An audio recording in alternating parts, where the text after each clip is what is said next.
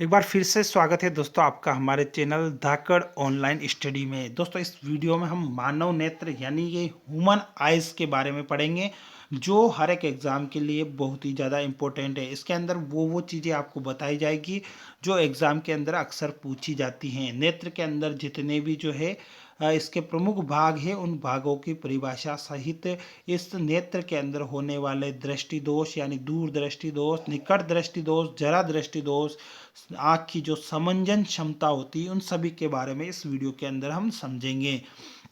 तो यहाँ पर हम देखेंगे कि जो आँख है वो रंगों के पहचान करने में भी जो है काम आती हैं और वस्तुओं को देखने के लिए भी जो है इसका उपयोग किया जाता है। आँख एक मानव की जो 5 ज्ञानेंद्रियाँ होती है उसमें सबसे महत्वपूर्ण है। उसके बाद आँख जो है वो मानव का एक नेत्र है और यह कैमरे की भांति जो है व्यवहार। इसका लेंस निकाय एक प्रकाश सुग्राही पर्दे जिसे हम रेटिना या दृष्टिपटल कहते हैं। तो सबसे पहली जो परिभाषा है वो है दृष्टिपटल या रेटिना किसे कहते हैं। तो आँख का जो लेंस होता है उस लेंस निकाय में एक प्रकाश सुग्राही पर्दा होता है जो प्रकाश को ऑब्जर्व करता है। तो उसे हम जो है रेटिना या दृष्टिपटल कहते हैं और इसी पर जो है प्रतिबिंब बनता है। उसके बाद नेत्र के अंदर जो है प्रकाश एक पतली झिल्ली से होकर प्रवेश करता है और इस झिल्ली को कार्निया या स्वच्छ मंडल कहते हैं। यानी जिस झिल्ली से होकर प्रकाश नेत्र में प्रवेश करता है उस झिल्ली को हम बोलते हैं कार्निया। कार्निया झिल्ली यहाँ पर जो है आप देख सकते हैं आँख के अंदर पुतली पुतली भी जो है वो होती है इसमें, और यही इस पर जो है कार्निया होता है जिससे प्रकाश प्रवेश करता है। उसके बाद आता है झिल्ली के नेत्र गोलक के अग्र पृष्ठ पर पारदर्शी उभार बनाती है और नेत्र गोलक की आकृति लगभग गोलाकार होती है। अगर नेत्र के व्यास की बात करें तो 2.3 सेंटीमीटर इसका व्यास होता है। उसके बाद अगली जो परिभाषा आती है वो आती है परितारिका। परितारिका क्या है? तो परितारिका जो है वो वस्तुओं को रेटिना पर फोकसित करने के लिए आवश्यक फोकस दूरी में सूक्ष्म समायोजन करता है। कार्निया के पीछे एक संरचना होती है जिसे हम परितारिका कहते हैं। कार्निया के पीछे एक संरचना बनी होती है वो परितारिका कहलाती है और परितारिका एक गहरा पेशी डायफ्राम की तरह ये कार्य करता है जो पुतली के साइज का नियंत्रित करता है, पुतली को जो है कम ज़्यादा करता है। अगर पुतली के अंदर प्रकाश की मात्रा कम आ रही है तो पुतली को बड़ा करेगा और प्रकाश की मात्रा अधिक आ रही है तो पुतली की साइज को जो है छोटा करेगा। पुतली नेत्र में प्रवेश करने वाले प्रकाश की मात्रा का नियंत्रित करती हैं। उसके बाद अभिनेत्र नेत्र जो लेंस है वो रेटिना पर किसी वस्तु का उल्टा और वास्तविक प्रतिबिंब बनाता है। बहुत ही ज़्यादा इंपॉर्टेंट है कि नेत्र में जो प्रतिबिंब बनता है वो किस प्रकार का बनता है। तो नेत्र का जो प्रतिबिंब है वो वास्तविक और उल्टा बनता है, वास्तविक और उल्टा प्रतिबिंब यहाँ पर बनता है। रेटिना एक कोमल सूक्ष्म झिल्ली होती हैं और इस पर जो है प्रकाश सुग्राही कोशिकाएं होती हैं। जो प्रदीप्ति होने पर प्रकाश सुग्राही कोशिकाएं जो है सक्रिय हो जाती है और एक विद्युत सिग्नल उत्पन्न करती हैं जो मस्तिष्क तक पहुंचाया जाता है और मस्तिष्क जो है इन सिग्नलों की व्याख्या करके हमें किसी भी सूचना को संसाधित करता है या सूचना को प्रदर्शित करवाता है। हम बात कर लेते हैं नेत्र की समंजन क्षमता की। तो नेत्र की जो समंजन क्षमता है वो क्या होती है। तो यहाँ पर आप देख सकते हैं कि अभिनेत्र लेंस रेशेदार झिल्लीवत पदार्थ का बना होता है और इसकी वक्रता त्रिज्या में कुछ सीमाओं तक पक्षामी कोशिका पेशियों द्वारा रूपांतरण किया जाता है। अभिनेत्र लेंस की वक्रता में परिवर्तन होने पर इसकी फोकस दूरी भी परिवर्तित होती है। जब पेशियां शिथिल होती है तो अभिनेत्र लेंस पतला हो जाता है, इस प्रकार इसकी फोकस दूरी बढ़ जाती है।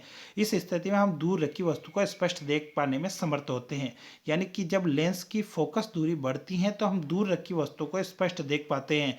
अगर हम पास रखी वस्तु को देखते हैं तो पक्षामी पेशियां सिकुड़ जाती है, इससे अभिनेत्र लेंस की वक्रता जो है वो बढ़ जाती हैं। अभिनेत्र लेंस अब मोटा हो जाता है, यानी एक बार तो अभिनेत्र लेंस जो है पतला होगा जब हम दूर की वस्तुओं को देखेंगे और अगर हम पास की वस्तु को देखेंगे तो अभिनेत्र लेंस जो है मोटा हो जाता है। तो अभिनेत्र लेंस की जो फोकस दूरी है वो घट जाती है। एक बार फोकस दूरी बढ़ती है, एक बार फोकस दूरी जो है घट जाती हैं। तो इस प्रकार फोकस दूरी का जो है बढ़ना घटना जो है वो लेंस की समंजन क्षमता कहलाती हैं।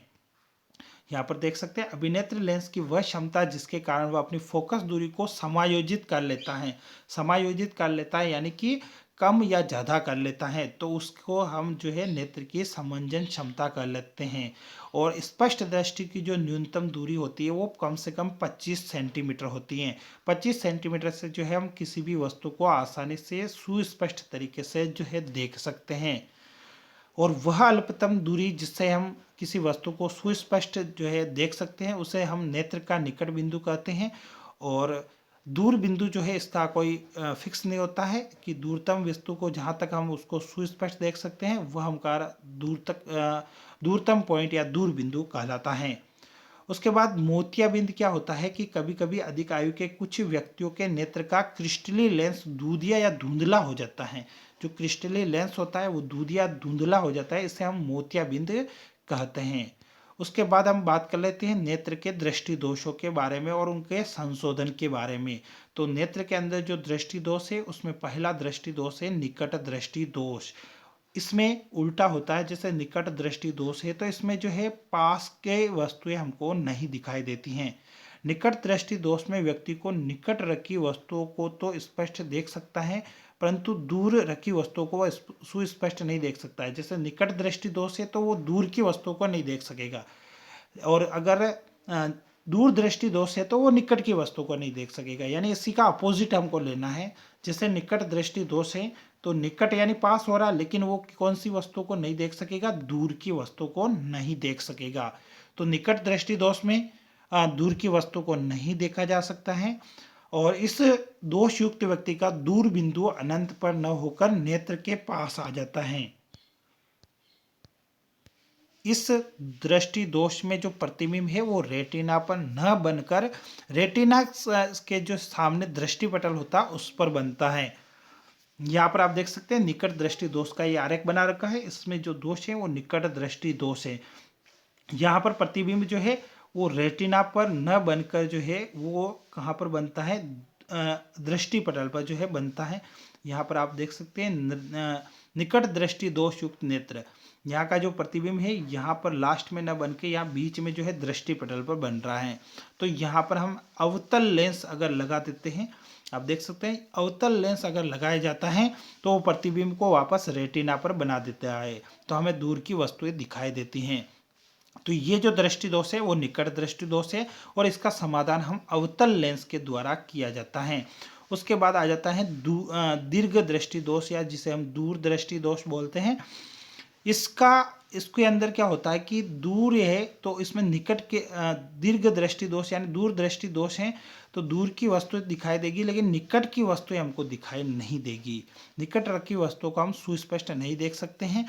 इसमें क्या होता है कि जो प्रतिबिंब है वो प्रतिबिंब रेटिना से जो है पीछे की तरफ फोकसित होता है, यानी प्रकाश किरणें जो है पीछे की तरफ चली जाती है। आप इस रेखीय आरेख में देख सकते हैं कि जो प्रकाश किरणें हैं यहाँ रेटिना पर न बनकर पीछे की तरफ जो है इसका प्रतिबिंब बन रहा है, इसलिए वस्तुएं हमको आसानी से जो है नहीं दिखती हैं। तो इसके समाधान के लिए हम यहाँ पर जो है उत्तल लेंस का प्रयोग करेंगे। तो उत्तल लेंस जो है प्रकाशिक किरणों को जो है रेटिना पर फोकस करेगा, जिससे रेटिना पर प्रतिबिंब बनेगा और हम वस्तु को आसानी से देख सकते हैं। उसके बाद हम बात कर लेते हैं जरा दूर दृष्टि दोष। इसमें क्या होता है कि नेत्र की समंजन क्षमता घट जाती है, तो इसमें व्यक्ति को निकट बिंदु भी दूर हट जाता है और उनको निकट की वस्तुएं जो है वो सुस्पष्ट दिखाई नहीं देती हैं। उसके साथ साथ दूर की वस्तुएं भी जो है वो भी इसमें दिखाई नहीं देती। यानी कह सकते हैं इस प्रकार के दोष में जो है निकट दृष्टि दोष तथा दूर दृष्टि दोष दोनों दोष जो है वो साथ में ही होते हैं, जिसे हम जरा दूर दृष्टि दोष बोलते हैं।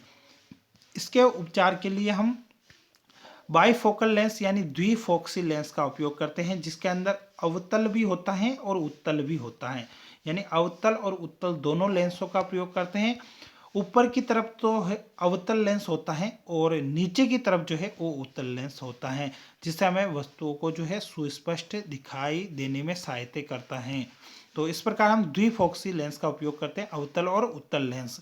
ऊपरी भाग अवतल होता है जो दूर की वस्तुओं को देखने में काम आता है, और निचला भाग उत्तल होता है जो पास रखी वस्तुओं को सुस्पष्ट देखने में सहायता करता है।